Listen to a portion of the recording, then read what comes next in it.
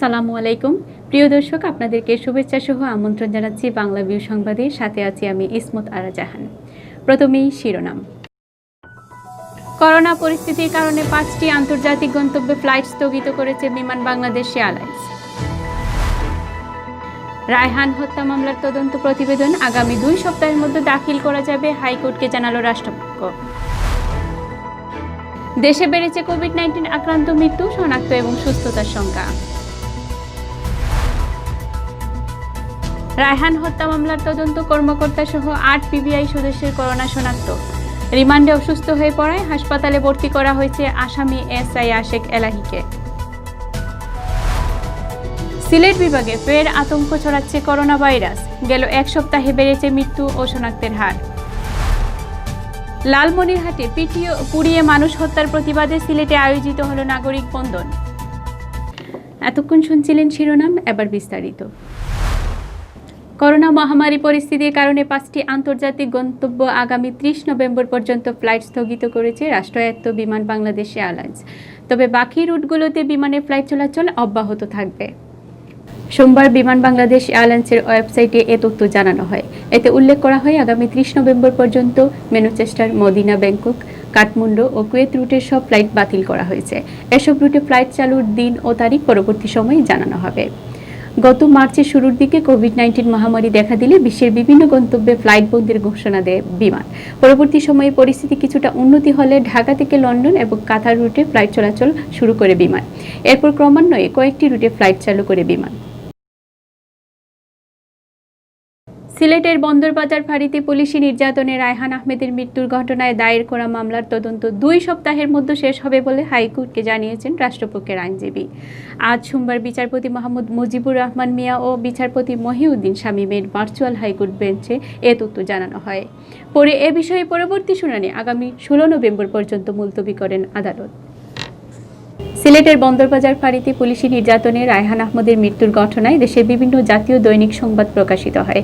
পরে প্রকাশিত সেসব সংবাদ সংযুক্ত করে রায়হানের মৃত্যুর ঘটনায় সুষ্ঠু বিচার নিশ্চিতে ভুক্তভোগী পরিবারকে ক্ষতিপূরণ দিতে নির্দেশ চেয়ে জনস্বার্থে হাইকোর্ট রিট দায়ের করেন সুপ্রিম কোর্টের আইনজীবী সৈয়দ ফজলে এলাহি।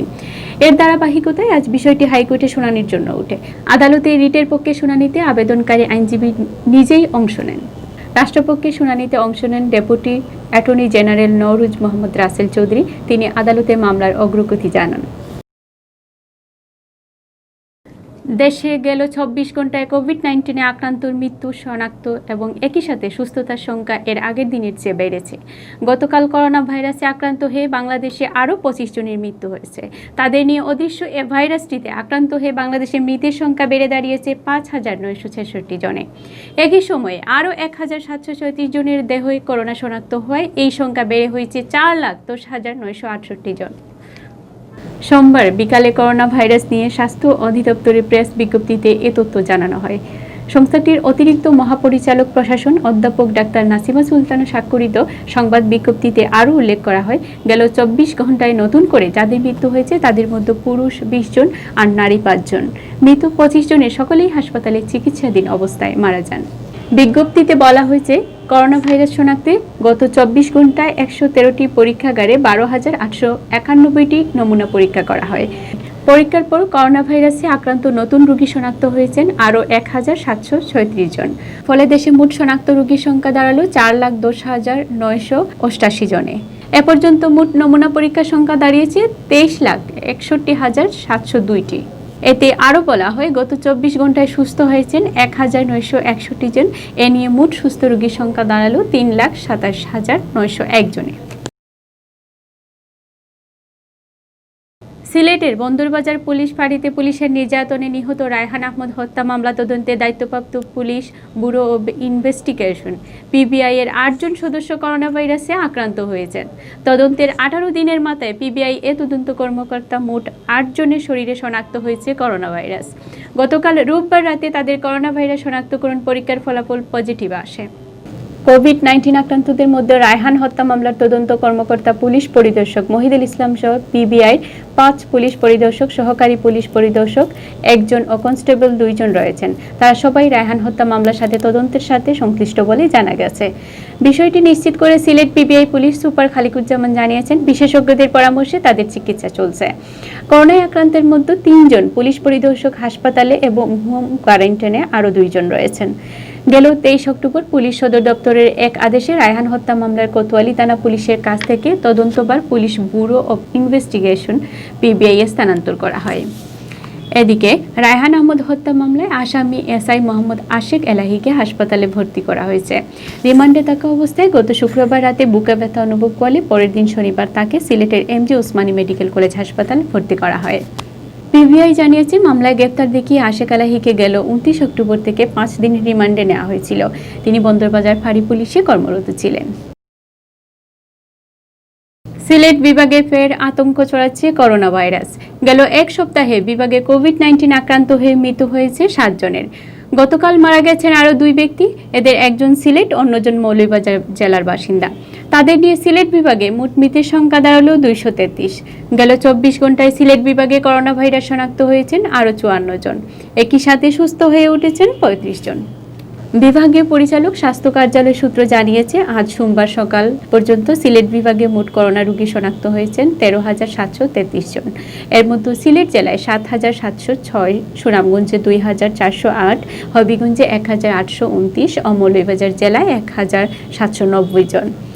এদিকে গত ২৪ ঘন্টায় বিভাগে করোনা থেকে সুস্থ হয়ে উঠেছেন আরও ৩৫ জন।